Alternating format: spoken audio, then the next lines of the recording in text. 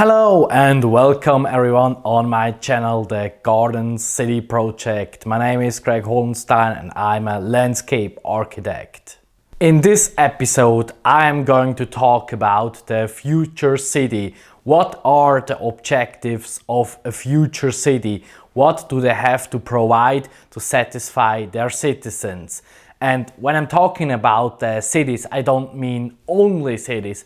I also mean smaller towns and villages on the countryside. Now we are looking at those objectives. And the first one is the production of food and other goods. And you might now think that food production is not exclusively for cities. I mean, not every city has to produce all of its food by itself. That makes no sense at all. But we have to take a closer look at food production, and nowadays it's even possible to make some of the food productions in the cities. The second objective is offering a good life quality and a habitat for humans, because that's one of the main reasons the cities exist. We need to have space for people to live, and we want to have as comfortable life as possible, and we want to have as high life quality as possible. The third objective is sustainability, and sustainability itself is considered in many different topics. For example, the efficiency of the transportation system, the construction itself, renewable energies, and so on. Now we take a closer look at the first objective, the production of food and other goods. And in this aspect, it's very important to have a look at urban farming and vertical farming, because this makes it possible to grow food on a much smaller space and to grow food in the big cities. And yeah, not for all cities this is the best thing, because some countries have a lot of space and they don't need to produce food on a very small space. But some countries that consist only of one city, for example Singapore, for them this is an essential thing. And we also have to keep in mind that this production method, this is a very expensive one, because at the moment now we need a lot of money to do that, and we need a lot of resources to do that. At the moment conventional farming is much cheaper. What I consider more important than vertical farming is so-called desert farming, because we have a lot of deserts all around the globe, and these are like empty spaces. They are not used for everything, and in the future we might be possible to use them for farms and to use them for other important things. Now we come to the second objective, the habitat for humans and quality of life. And in this topic we have to look at population density, because there is a huge difference from each country in the world considering population density.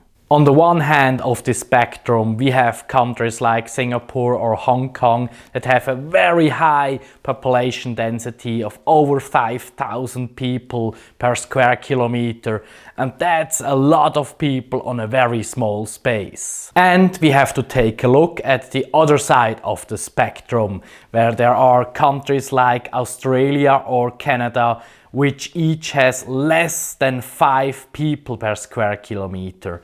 And this is a huge difference between those countries on this spectrum and the countries on the other spectrum. So in the availability of space each inhabitant has, this is a massive difference. So we have to consider that countries which are very small with a high population and little space, they have difficulties in food production, and they have difficulties to handle the housing situations in their countries.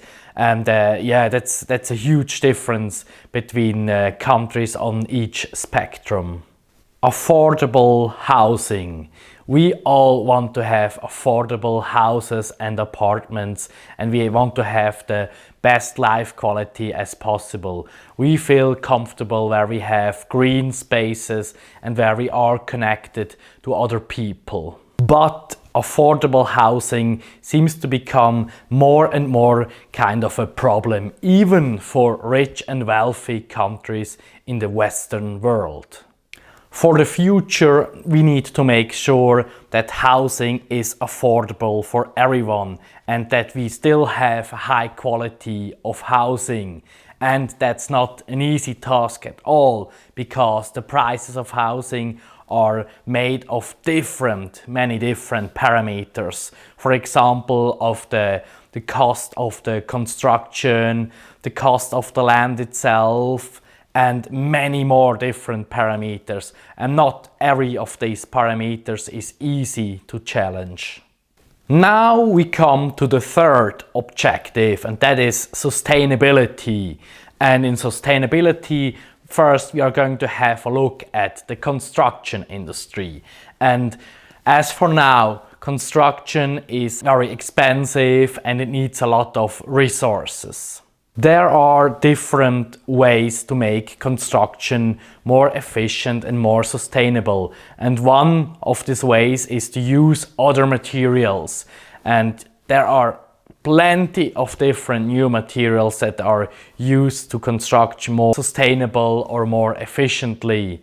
And yeah, there are also sometimes problems with new materials. For example, we implement a new material that is absolutely perfect, sustainable, but the problem is it's much more expensive than the convenient material, and so the construction is getting even more expensive, and that we have to avoid because that's not what we want.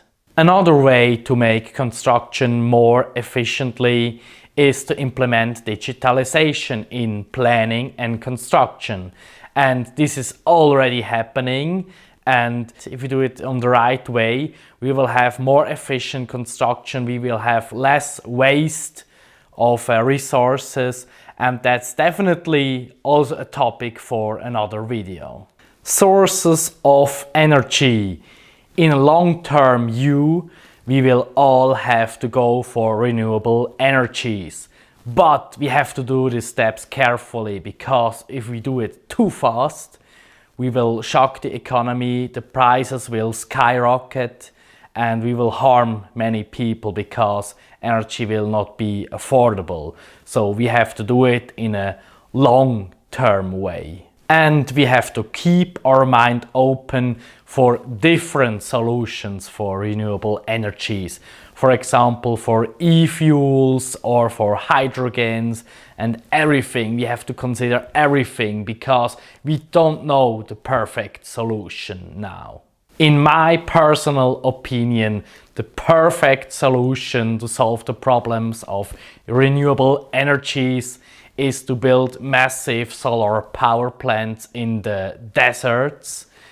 But that's my personal opinion, and I will have a closer look at this topic on another video in the future.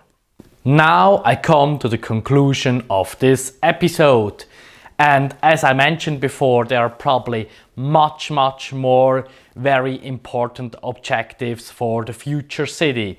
But on this episode, I was just focusing on those which I consider the most important one. There are huge differences in this world between each country. Every country has different requirements. And yeah, it's obviously that some countries have much better requirements than others. Others have really difficult challenges to challenge. And yeah, we have to consider that not every solution is for every country the best. There must be different solutions for every country, considering their requirements and so on. But in my opinion, the objectives are more or less in every country more or less the same. So this is the end of this episode. I hope you enjoyed it. I hope you could learn something. If you liked it, just press the like button, leave a comment here and subscribe to my channel. See you next time. Bye.